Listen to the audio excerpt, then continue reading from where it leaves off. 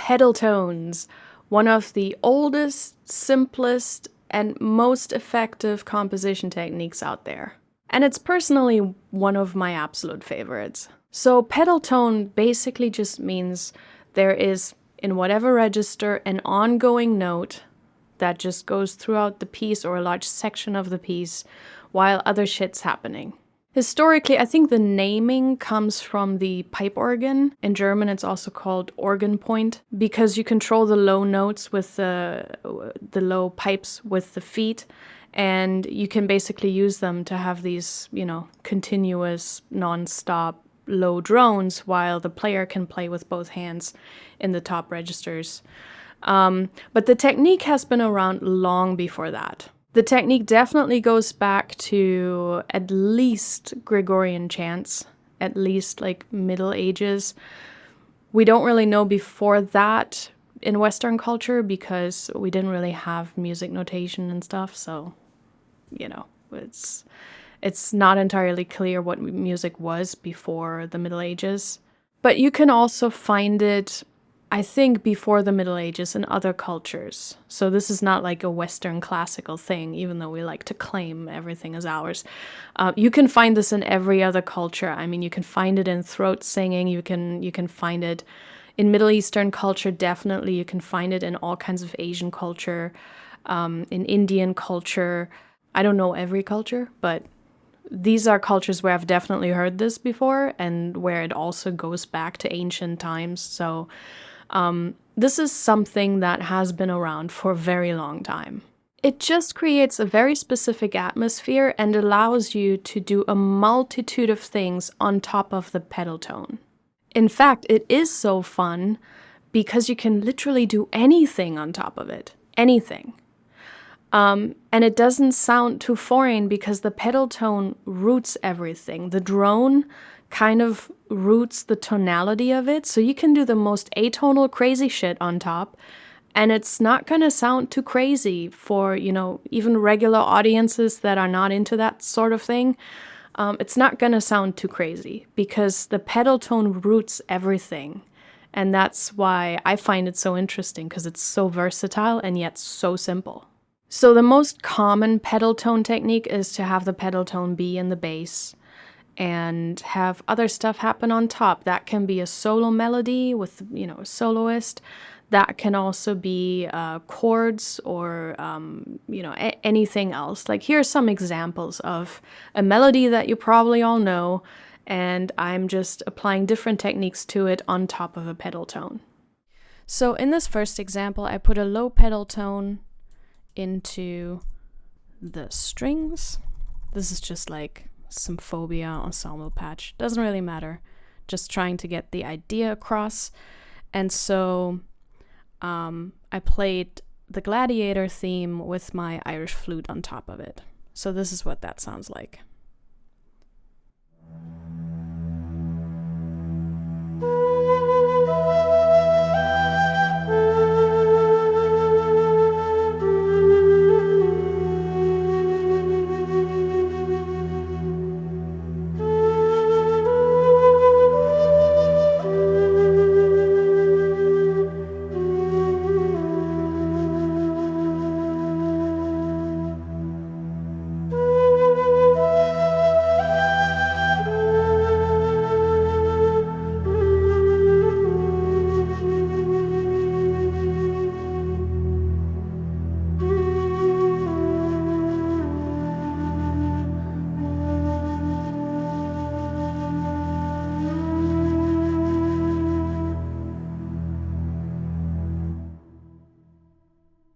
So very simple, a very good way of conveying stillness. When the second octave here comes in, it also increases intensity, a sense of danger, a sense of mystery. I mean, there's a million different film scenes where I could imagine this type of thing. I mean, there are a million film scenes where people have done this thing. It's a very simple thing. If you have a theme already written for the movie, you can make a lot of time with this, and it doesn't sound cheap or anything. It's just very simple. And this is almost a minute of music that if there's a scene where I can do this, I could do this type of thing in an hour or less, which is super handy on tight schedules. But so you definitely get this very meditative sense from the flute and the pedal tone. Now, the moment you do this with a different instrument, it gets a very different vibe. Here's the same strings, but this time with horns. I don't know if this is the rhythm of the theme. I'm just, it's fine. It's just to showcase the technique. So this is the same pedal tone, but with horn.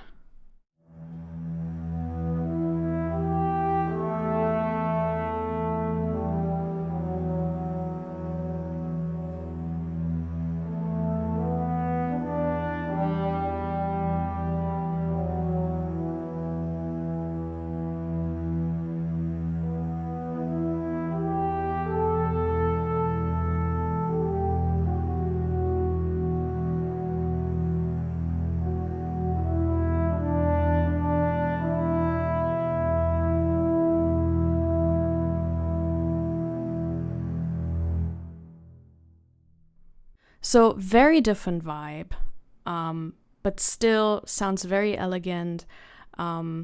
It still has the stillness and meditative nature, but the horn just gives it such a different flair. And you can do this with pretty much any instrument, and it will just, every single time it will just get a very different vibe. Now you can, of course, also go ahead and instead of a string pedal, you can use a synth pedal tone, a synth drone. And then in this case, I decided, what if I play the theme with the strings, but I harmonize them. So I'm playing chords with the melody instead of just the solo melody with the solo instrument. So that's what that sounds like.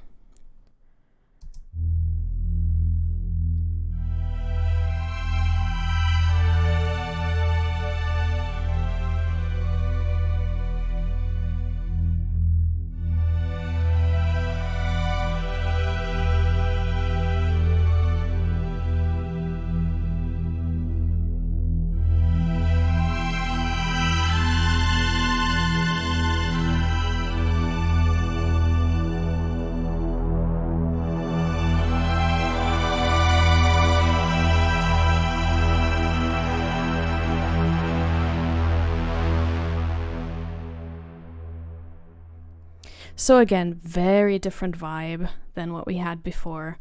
You can also add, of course, woodwinds on top of that right here. This is what that sounds like.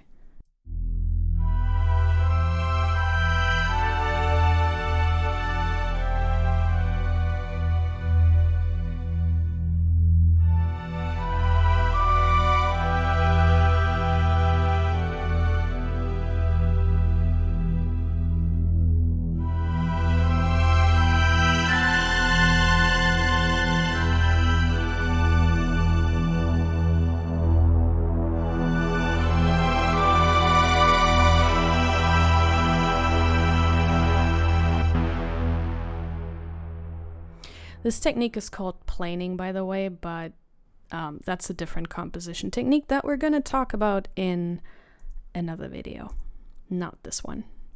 But so you see, the possibilities are really quite endless. I mean, this was just 3 examples of what you can do with a low pedal tone and soloists or chords on top of it.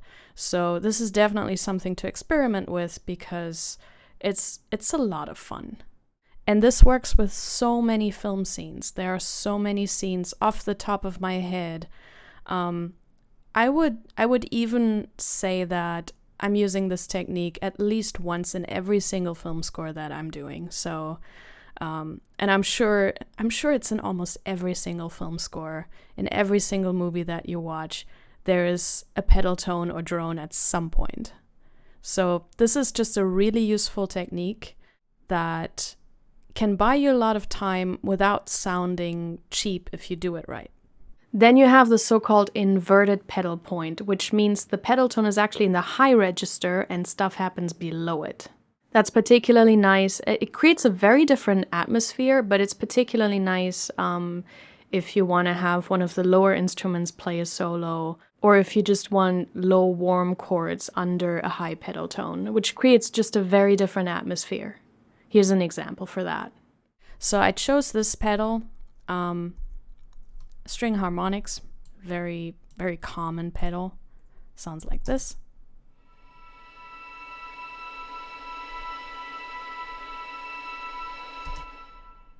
Right? We've all heard that before. And then on top of that, I decided to have the theme played by cello. So that sounds like that.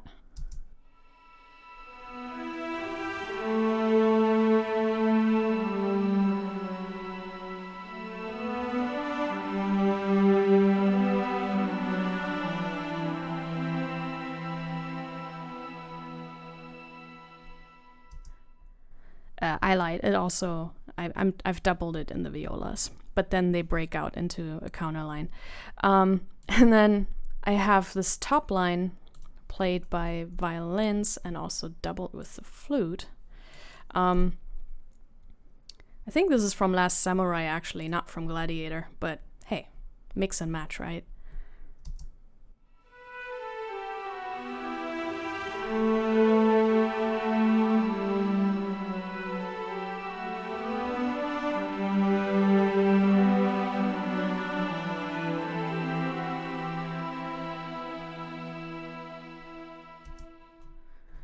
And then I have the brass fill in the chords. So let me just mark that all down so we can actually see it all at the same time.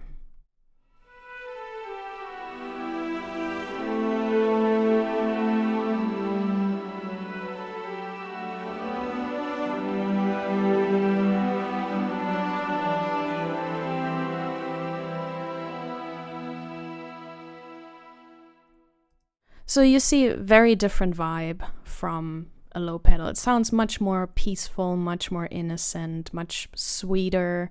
Definitely for a different kind of scene, potentially. It doesn't have that slightly dangerous, mysterious vibe to it.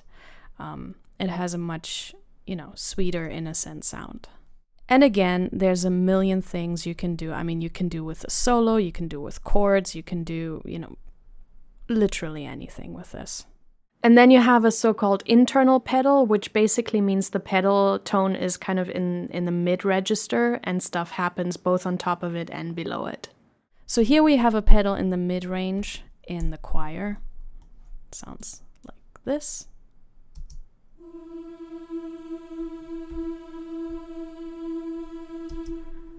Right, so that's the pedal that is going on throughout.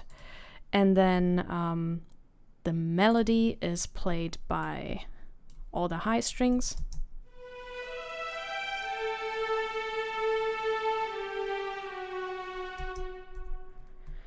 And then I built some pizzicatos in the bass because we're trying to do stuff on top of the pedal but also below the pedal.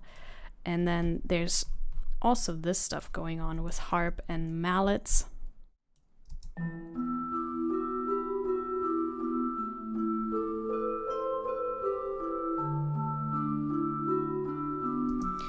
And what you see up here is called a broken pedal, because this E is our pedal tone, technically, but it's broken up.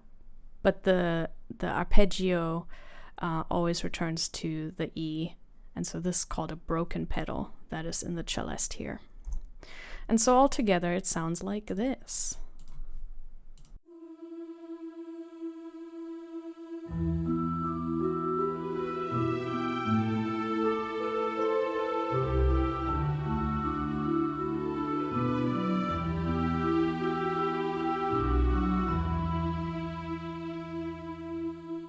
So the benefit of this is that you still have the pedal in the middle, which gives you this meditative, very calm, static feeling.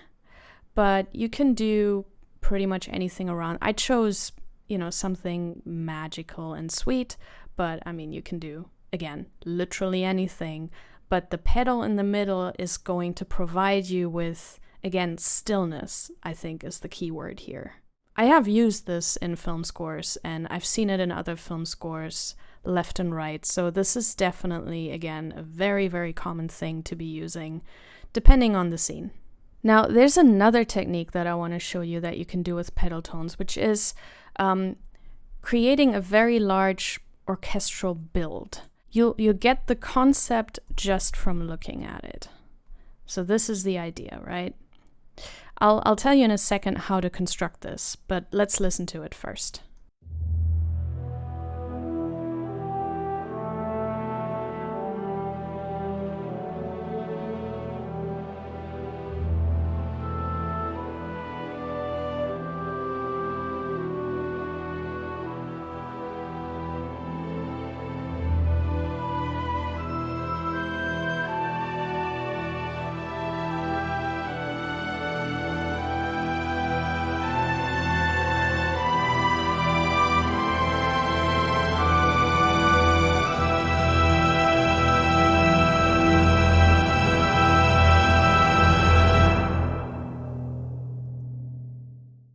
All right, so how do you do this? The way I learned this is a technique that John Williams does at the end of E.T. I'll link in the description to the exact spot.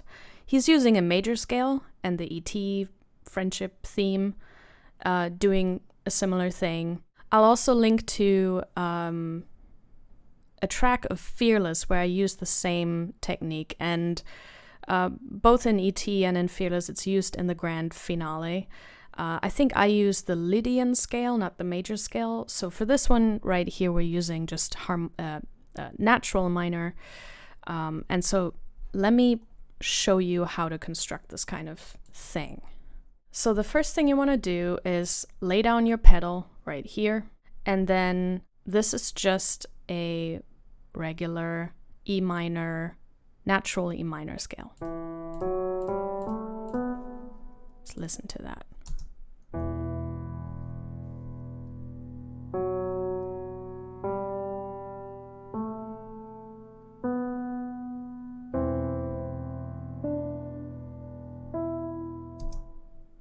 Right? And so forth.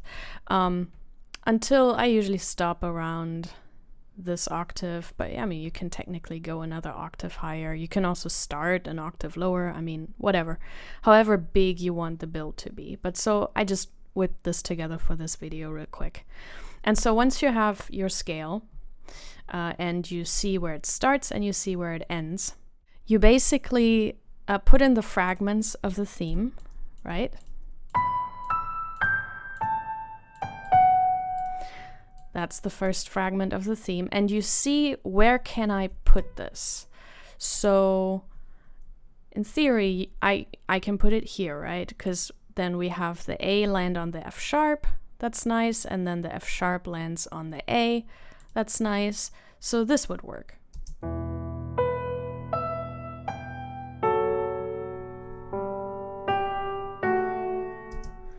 Right?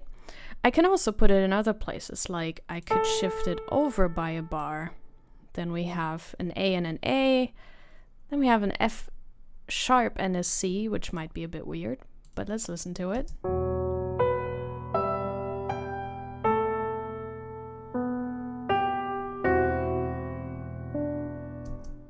It's actually kind of cool. Where else could we put this? We could put the A on top of the C, but then this doesn't necessarily work.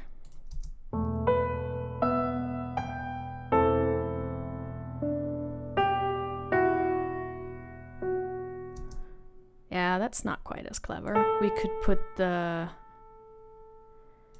A on the E, but then we have this dissonance here, so that doesn't really work. We could put it here. That would work.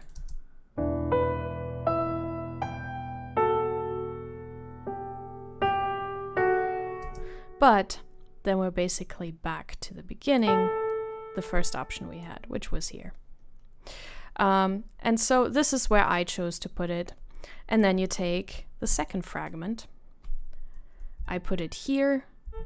Like, this is pretty random. But so I decided, hey, what if I put it here? Then we actually have this nice, the theme overlaps the scale very nicely. Then we have this one, which I put here, an octave higher. Again, it ends nicely right on the scale, but this is how you construct that basically. And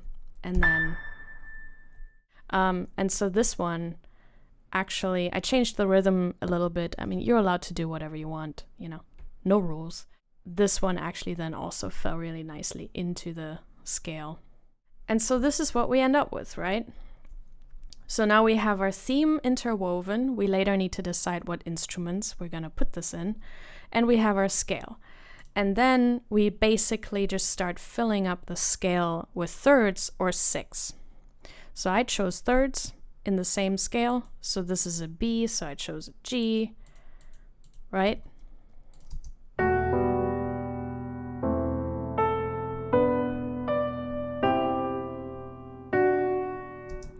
And so since this one ended up on the E, but that's the melody, I just dropped down to the sixth. So we have a G, and I'm going down to the B. And then I just continue this scale upwards in parallel sixths. And funny enough, here it crosses the scale again.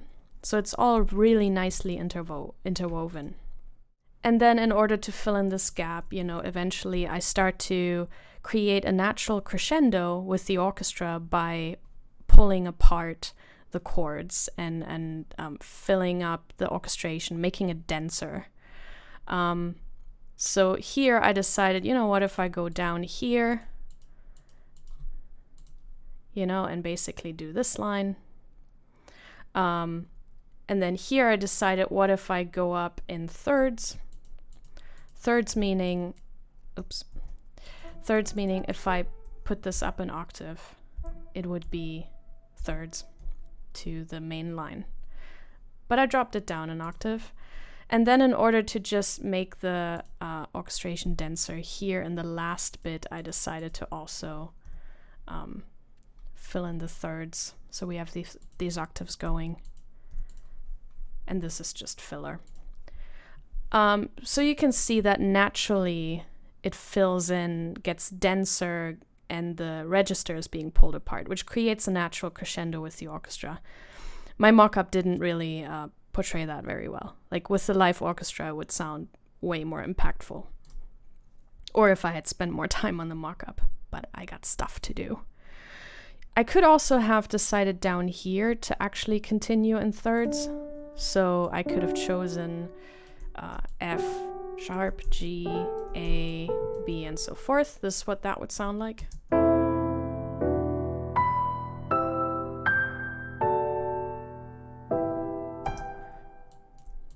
But I could also have chosen a different chord, namely I could choose the third to this, so this would be G, A, B, C, and it would sound like this.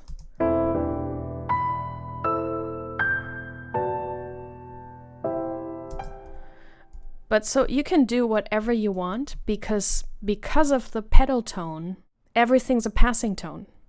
Every dissonance is just a passing tone, which is fantastic because you can do literally anything.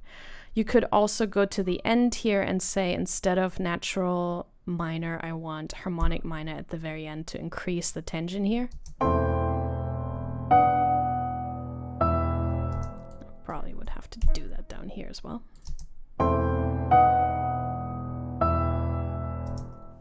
Right, so you can do that too. There's no limitation with this. And then you orchestrate this sketch. But that's the magic to it. You have to fiddle around a little bit. Sometimes you have to change the melody just a tiny bit here and there, or change the rhythm of it a little bit to fit into the scale. But, you know, it works. It's a very nice orchestral build that you can create. And then one last thing that I did, which has nothing to do with the gladiator theme, is I put a pedal tone into the horns and into the basses, or the low strings, and then I just put in chromatic parallel chords that move up and down in the high strings, the celeste, and in the woodwinds. See, it's literally just chords moving up and down. But the pedal tone will root it. This is what it sounds like.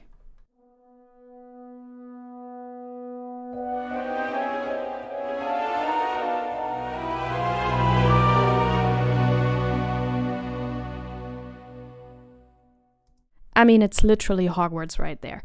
I swear you can probably explain half of John Williams just with this technique. But so, see, this would sound so crazy and illogical if you didn't have the pedal tone going on. But with the pedal tone, again, you can do whatever you want, and it just kind of makes sense. And that's the whole magic of it. And you can use it across any genre. This is not a technique reserved for classical music or Western music or whatever. You can do whatever you want with this. It's a legit technique that has been used across genres. In film in particular, I mean, we like our drones in general, but in film, it's a very good tool to create stillness and thoughtfulness, and to kind of create a calm atmosphere, to create a serious atmosphere. I mean, it can be used in many different contexts, but stillness is the one that comes to mind. In other contexts, it can also be used for suspense, of course, and in many, many other different ways. So practice this. Like, just take a melody that you know. It doesn't have to be your own melody. Just take any movie theme or classical theme or song melody, whatever you want. Just take one of those and then apply this technique, experiment with it. Also experiment with it outside of the orchestra, because this also works in non-orchestral instruments and in synthesizers, all kinds of stuff. Have some fun with this, and then just, put that into your toolbox, and then next time you're on a project, you can just draw from that.